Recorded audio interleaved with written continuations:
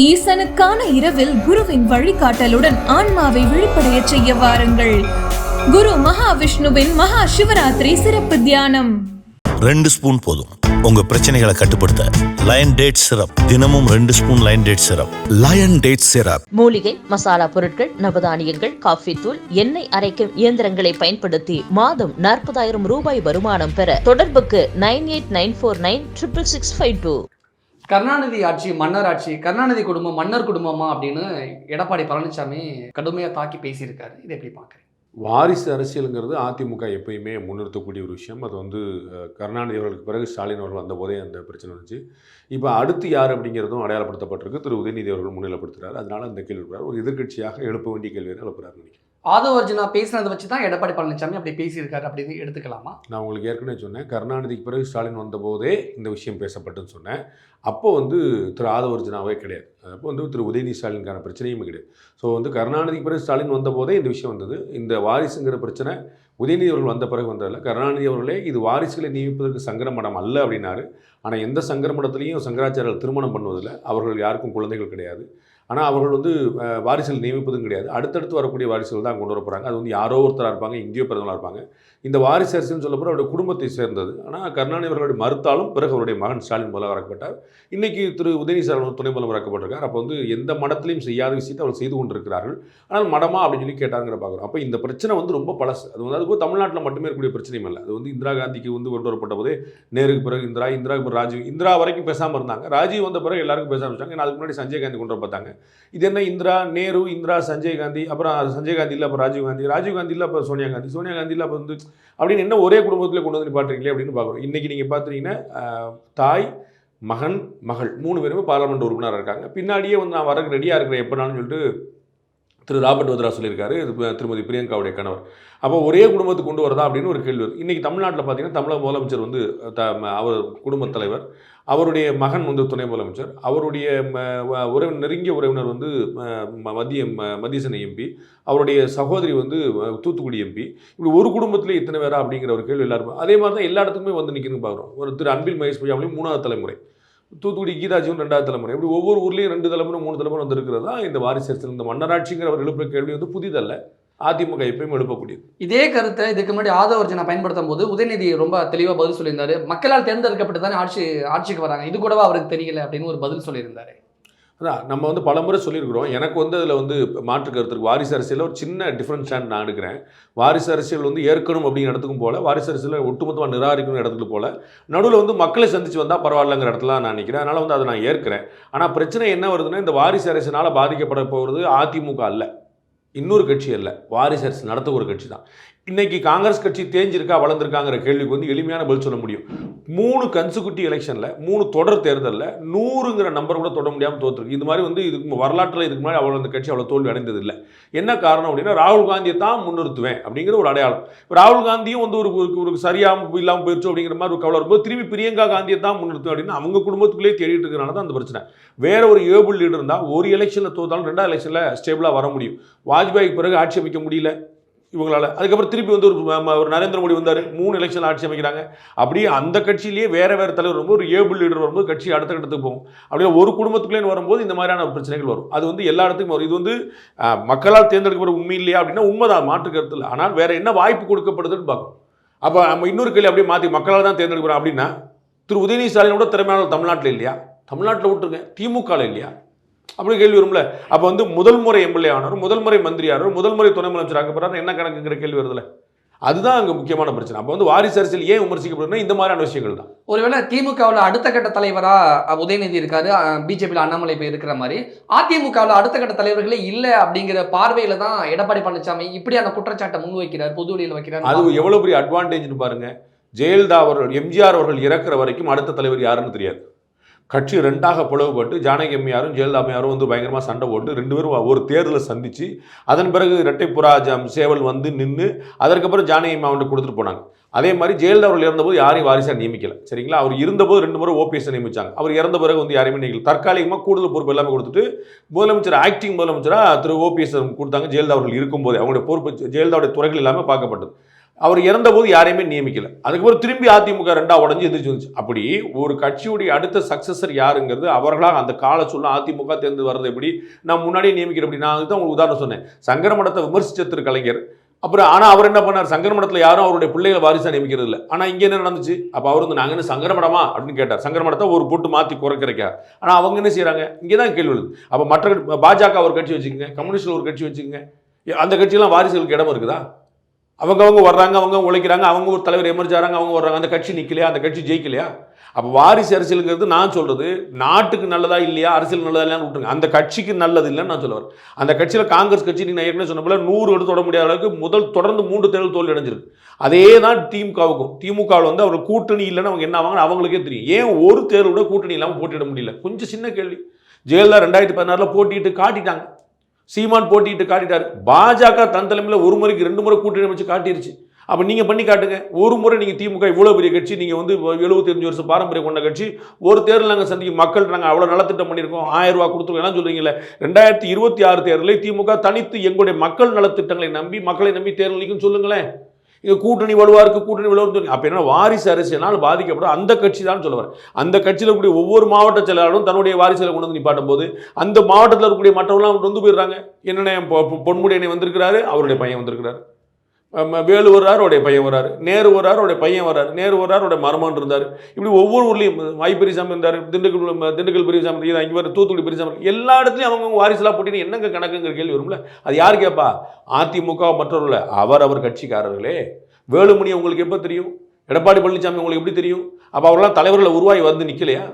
அப்போ அந்த தலைமை காலம் கொடுக்கலையா? அப்படி தானே வந்து நிற்கணும். அப்போ ஒரு குடும்பத்தில் வர்றது அவங்க கட்சிக்கு தான் கிடையாது, மற்ற யாருக்கும் கிடையாது. இன்னைக்கு வந்து ஏடிஎம்கே திமுக எதிர்கொண்டு நிற்க முடியுது இல்லையா?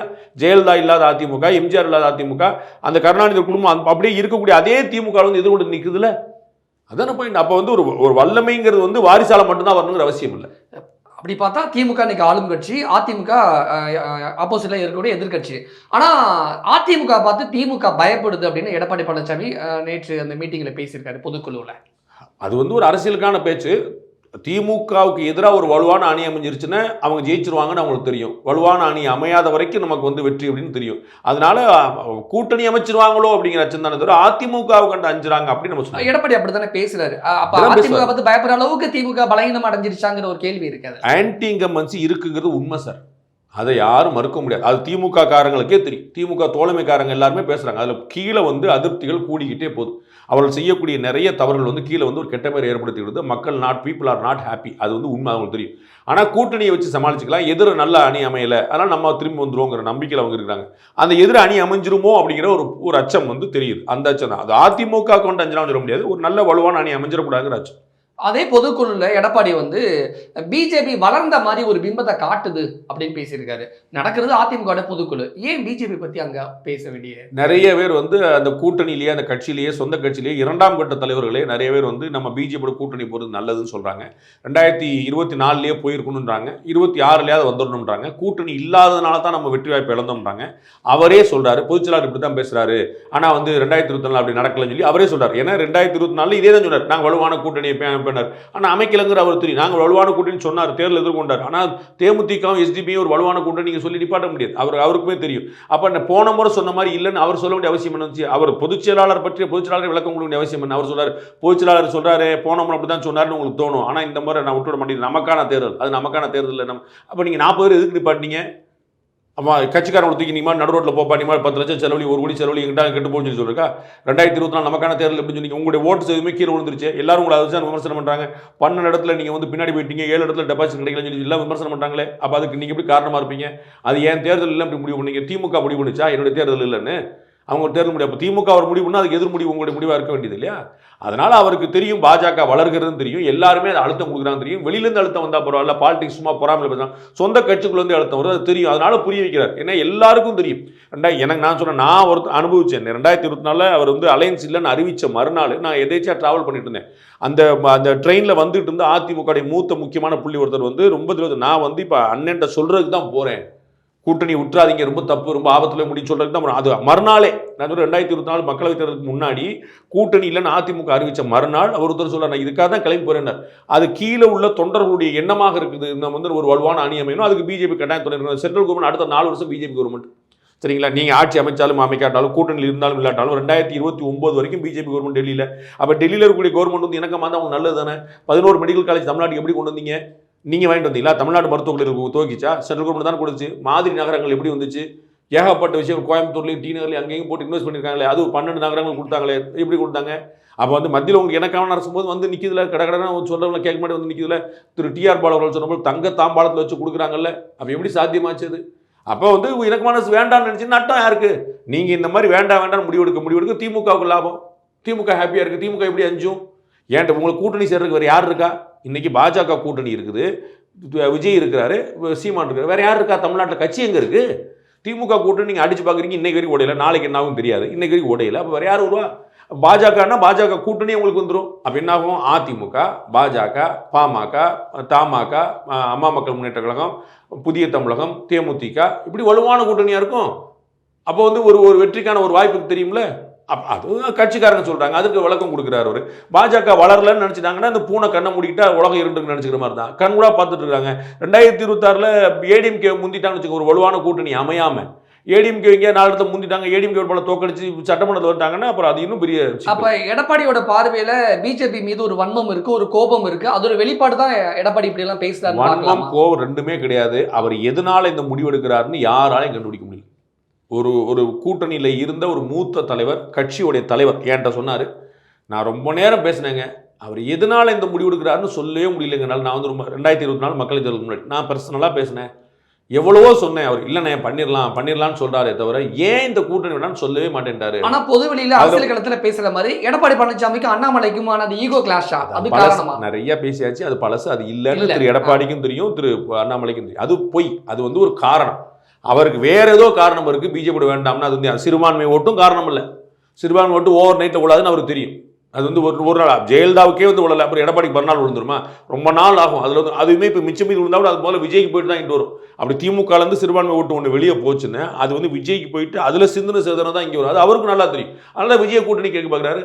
இதுக்கு விஜய் நேற்று வந்த பையனை கூட்டணி வேண்டாம்னு சொல்ல முடியாதானே? விஜய கூட்டணியில் சேர்க்க மாட்டோம்னு அதிமுக சொல்லட்டும்.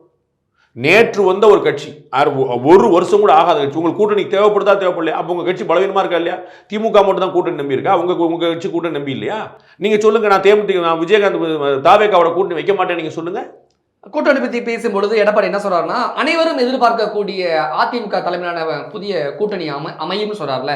அப்ப எடப்பாடி பழனிசாமி போடக்கூடிய அந்த கூட்டணி கணக்கு என்ன அப்படிங்கிற அதான் சொல்றேன். வேற அவருக்கு வந்து விஜய் எதிர்பார்க்கிறாரு. விஜய் இல்லைன்னா சீமான் நிற்பார், சீமானும் இல்லைன்னா பாமக நிற்பார், அவ்வளவுதான். வேற ஒண்ணுமே கிடையாது. திமுகலேருந்து விடுதலை சிறுத்தை எப்படியா கொண்டு வந்து பார்க்குறாரு. விடுதலை சிறுத்தை 2 பக்கம் டிமாண்ட் பண்றாங்க. விடுதலை சிறுத்தை இன்னைக்கு தேதிக்கு வர தயாரா திமுக கூட்டணி உடைச்சிடணும்னு பார்க்குறாரு. அப்போ விடுதலை சிறுத்தைகள், தாவேகா, அதிமுக அப்படின்னு ஒரு அலைன்ஸ் பண்ணணும்னு பார்க்குறாரு. தேமுதிக ஏற்கனவே பார்க்குறாரு. அது இல்லைன்னா நாம் தமிழரை ட்ரை பண்ணுவார், அதுவும் இல்லைன்னா பாமக ட்ரை பண்ணுவார், எதுவும் இல்லைன்னா அப்புறம் இறைவன் விட்டு வழி. சமீபத்தில் விசிகாவிலிருந்து வெளியேறி ஆதவ் அர்ஜுனா வந்து அதிமுகவில் சேர போறாரு, தமிழக வெற்றி கழகத்தில் சேர போறாரு அப்படிங்கிற பேச்சு அறியப்படுது. அப்படின்னா அதிமுகவும் தமிழக வெற்றி கழகமும் கூட்டணி அமைக்க போகுதாங்கிற கேள்வி இயல்பாவே வந்துருது. அதிமுக முயற்சி பண்ணிக்கிட்டே இருக்குது, விஜய் அவர்கள் இன்னும் கதவு திறக்கல. அதிமுக கதவு தட்டிகிட்டே இருக்கு. இந்த கூட்டணி பற்றி பேசும்பொழுது திருமாவளவன் சொன்னதையும் கவனிக்கிற மாதிரி இருக்கு. ஆதவ் அர்ஜுனா ஏதோ ஒரு அஜெண்டாவோட வந்திருக்காரு போல அப்படிங்கிற மாதிரி சொல்றதை பார்க்கும் பொழுது விடுதலை சிறுத்தைகளை அடுத்து திருமாவளவன் வந்து ஒரு பலகீனமான தலைவரா மாற்ற நினைக்கிறாங்களோ அப்படிங்கிற செயல் திட்டங்கள் இங்கே நடக்குதுங்கிற ஒரு கேள்வி இருக்கு. பலகீனமான தலைவரா யாரும் மாற்ற நினைக்கல, அவர் ஒரு பலமான தலைவர் நினைக்கிறாங்க தான் எல்லாரும் டிமாண்ட் வைக்கிறாங்க. எதுக்கு விஜய் வந்து திருமாவளவனுக்கு முயற்சி பண்றாரு? எதுக்கு அதிமுக திருமாவளவனுக்கு முயற்சி பண்ணுது? பலகீனமான தலைவர் நீ எதுக்கு முயற்சி பண்றீங்க? அவருடைய பலம் அவங்க எல்லாருக்கும் தெரியும். அதனால அவங்க வந்து அவர் கூட்டணியில் தான் நமக்கு நல்லது தான் ட்ரை பண்றாங்க. இப்போ வரக்கூடிய 2026 சட்டமன்ற தேர்தலை பொறுத்த வரைக்கும் அதிமுகவோட பிஜேபியும் சேர வாய்ப்பு இருக்கு, தமிழக வெற்றி கழகமும் சேர வாய்ப்பு இருக்கு அப்படின்னு எடுத்துக்கலாமா? யாருனாலும் சேர, திமுகவும் அதிமுகவும் தவிர, காங்கிரஸும் பிஜேபியும் தவிர எந்த கூட்டணி அமைச்சாலும் வியப்பதற்கு எதுவும் இல்லை. 200 தொகுதிகளை திமுக வெற்றி பெறணும் பகல் கனவு கண்டுகிட்டு இருக்கு. இது திமுகவுக்கு பொருந்தாது, ஆனா இது அதிமுக கூட்டணிக்கு பொருந்தும் அப்படின்னு எடப்பாடி பழனிசாமி 2 பேருக்குமே பொருந்தாது.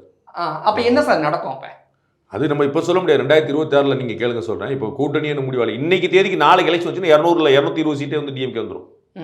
நாளைக்கு தேர்தல் நடத்தினா சரிங்களா? 2026 மேலே தானே தேர்தல். அப்போ நீங்கள் கூட்டணி மாறணும்ல. இன்னைக்கு அதிமுகவோட யார் இருக்கா கூட்டணியில்? தேமுதிக இருக்குது, புதிய தமிழர் இருக்குது, எஸ்டிபிஐ இருக்குது. அவங்க என்ன வாங்கினாங்க பார்த்துட்டாங்க. அப்போ 2020 நாளைக்கு தேர்தல் நடந்தால் என்ன ஆகும்? அவங்களுக்கு திருப்பி அது தான் நடக்கும். அப்ப கூட்டணி கணக்கு யார் கூட போய் சேர போறாங்க? அது வந்தாதான் அப்படிலாம் சொல்ல முடியாதுங்க. அது எல்லாம் நான் தான் உங்களுக்கு சொல்லிட்டேன். உங்களுக்கு பதில் காங்கிரஸும் பிஜேபி சேராது, அதிமுகவும் திமுகவும் சேராது. இந்த 4 அலையன்ஸ் தவிர மற்ற எல்லா அலையன்ஸ் அமையும். எந்த அலையன்ஸ் அமைஞ்சாலும் ஆச்சு. பாமகவே சேரலாம், பாமக விடுதலை சிறுத்தையும் சேரலாம், எதுனாலும் சேரலாம். அதிமுக பாஜகவும் சேரலாம், எல்லாமே சேரலாம். இது நடக்காதுன்னே சொல்ல முடியாது. எல்லாருமே இன்னைக்கு தேதிக்கு தேர்தல் நடந்தால் திமுக அதிரி வெற்றி பெறும். நான் 100 முறை சொல்லிட்டேன். அப்ப எடப்பாடி சொல்லக்கூடிய எல்லோரும் 200 சீட்டுங்கிறது 2 பேருக்குமே சாத்தியம் இல்லை.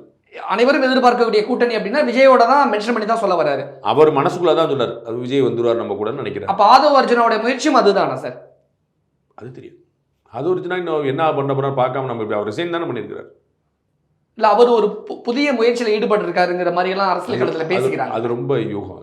Too early to comment. Tamil Nadu முழுக்க எடப்பாடி பழனிசாமி சுற்றுப்பயணம் மேற்கொண்டு திமுக அரசுக்கு எதிரான அந்த இதை பற்றி மக்கள் எடுத்துரைக்க போகிறோம் அப்படின்னு சொல்கிறாங்க.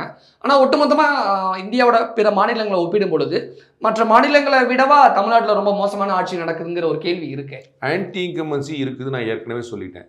இவருடைய பிரச்சாரம் வந்து ஒரு பலன் அளிக்கலாம், தொண்டர்கள் உற்சாகம் கொடுக்குறதுக்கு. ஆனால் அலையன்ஸ் இல்லாமல் வெற்றி இல்லை. நீங்கள் பிரச்சாரம் ஒரு தடவைக்கு 4 ரவுண்டு போனால் கூட 10 பைசா பிரயோஜனப்படாது. கூட்டணி இருந்தால் தான் காப்பாற்ற முடியும். அதிமுக அந்த இடத்துல இருக்குது. நிறைய மக்கள் திமுக அதிமுக அல்லாத அப்படிங்கிற ஒரு கடத்து நகர்றாங்க. அதனால தான் பாஜக வளருது, அதனால தான் நாம் தமிழர் நிற்குது, அதனால தான் விஜய் கட்சி வந்திருக்கு. அந்த அதிமுக திமுக வேண்டாம்ங்கிற எண்ணிக்கை என்றவங்களுடைய எண்ணிக்கை அதிகரிச்சுட்டே போகுது. அதனால தான் இத்தனை கட்சிகள் வந்து நிற்குது, இத்தனை கட்சிகளும் வளருது. அப்படின்னா விஜய் அதிமுகவை சூஸ் பண்ண மாட்டாருங்கிற பதில் இதுல வந்துருது. விஜய் கட்சி ஏன் வந்ததுங்கிறது நான் சொல்ல வரேன். விஜய் வந்து அதிமுக கூட சேர மாட்டாருன்னு சொல்ல. நான் தான் 3 கட்சி சொன்னேன். பாஜக ஏன் வளர்கிறது, நாம் தமிழர் ஏன் நிலை நிற்கிறது, விஜய் கட்சி ஏன் வருகிறது. இந்த அதிமுக திமுக வேண்டாம்களுடைய எண்ணிக்கை அதிகரிச்சுட்டே போது அந்த நம்பிக்கையில் அவங்க வர்றாங்க. Okay okay. சமீபத்தில் உதயநிதி ஸ்டாலின் வந்து சென்னையில் கார் பந்தயம் நடத்தினார். நீங்கள் கூட வரவேற்று வாழ்த்தெல்லாம் தெரிவிச்சிருந்தீங்க. ஆனால் இவ்வளோ கோடி ரூபாய் செலவு பண்ணி கார் பந்தயம் தேவையா, அவசியமா, இது ஏன் நடத்தணுங்கிற கேள்வியை எடப்பாடி பழனிசாமி கேட்டிருக்கேன். நான் உங்களுக்கு அன்னைக்கே பதில் சொல்லிட்டேன். எடப்பாடி அவர்கள் கேட்டதுனால என்னுடைய பதில் மாறல. கார் பந்தயம் வேணுமானா வேணும், அதை விட நிறைய விஷயங்கள் இருக்கானா இருக்குது. அது இருக்குங்கனால இது கிடையாது. இப்போ கார் பந்தயம் இருக்குதுனால வெள்ள நிவாரணம் கிடையாது, வெள்ள நிவாரணம் இருக்குனால கார் பந்தயம் கிடையாது. அதெல்லாம் நீங்கள் பண்ண முடியாது. எல்லாத்தையும் நீங்கள் பண்ணிகிட்டே இருக்க வேண்டியதான். நீங்கள் வந்து இப்போ ஒரே நாடு ஒரே தேர்தல் இப்போ எதுக்கு? நீங்கள் இருக்கிற பிரச்சனை தீர்த்து பண்ணுங்கன்னு சொல்லி சொன்னால் ஒத்துக்கிடுவாங்களா? ஒரே நாடு ஒரே தேர்தல் டெல்லியில் அமலாகுது. அப்புறம் அதுவும் வேணும், மற்றது வேணும். அதுவும் நான் அங்கே ஒரே நாடு ஒரே தேர்தல் முடிச்சு விடுவோம். அப்புறம் இஸ்ரோவில் என்ன பார்ப்போம், ககன்யான் பண்ணி இப்போ என்ன செய்ய போகிறீங்க, கிரையோஜெனிக் இன்ஜின் வச்சு ரசிக்க போகிறீங்க, அப்படிலாம் கேட்க முடியாது. எல்லாமே 360 டிகிரி க்ரோத்துக்கு ட்ரை பண்ணும்.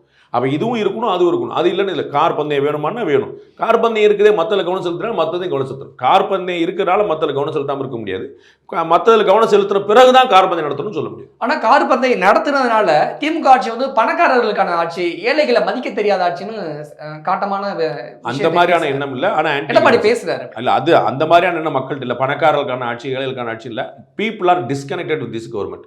இந்த அரசாங்கத்தோட மக்கள் வந்து தொடர்பு அருந்து நிற்குது. நீங்கள் ரொம்ப எளிமையான உதாரணங்க.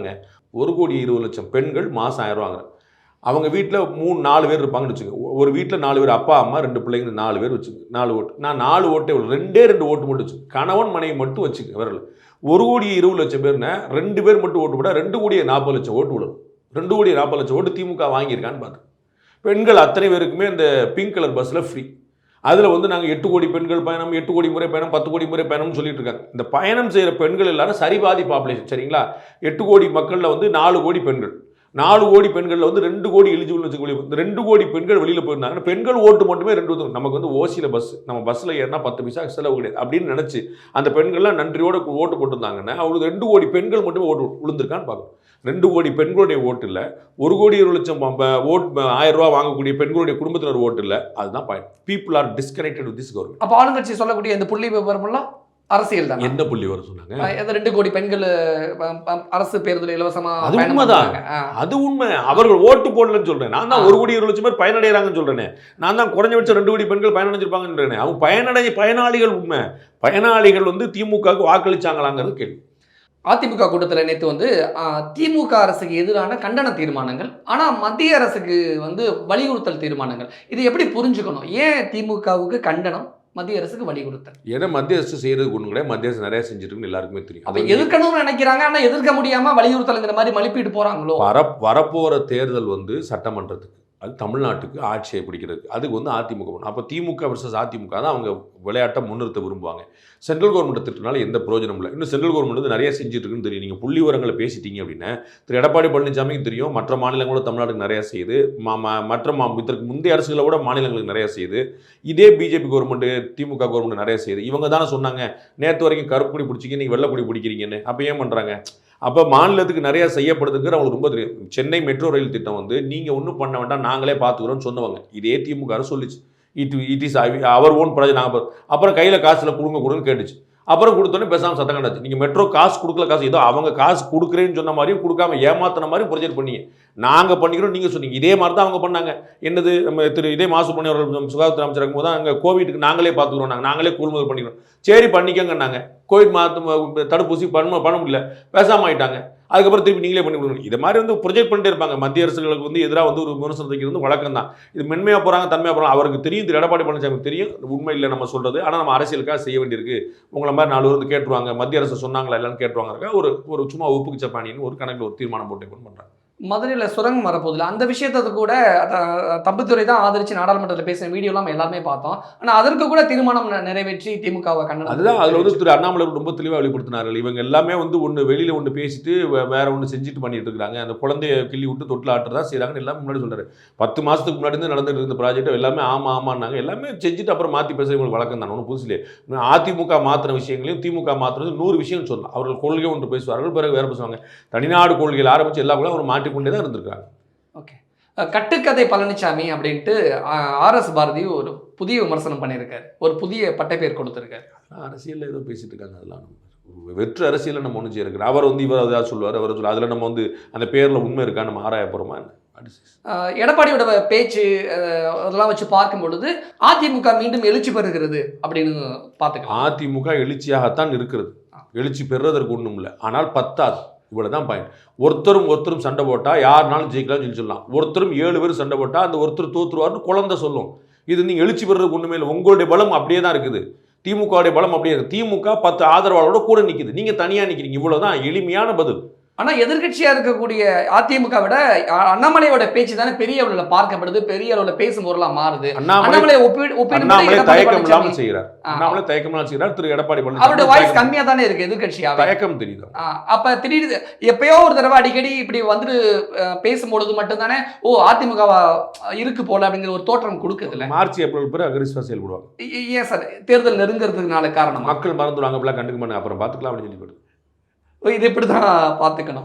விஜய் எங்க இருக்காரு? ஷூட்டிங்ல இருக்காரு. ஆமா சார், கடைசி படம்ல அது விஜய் கடைசி படம் முத படம். விஜய் எங்க இருக்கிறாரு? ஷூட்டிங்ல இருக்கு. மக்கள் அவதிப்படலையா, சிரமப்படலையா, நல்லாட்சி மலர்ந்துருச்சா என்ன? அவர் வேலையை பாக்குறாருல.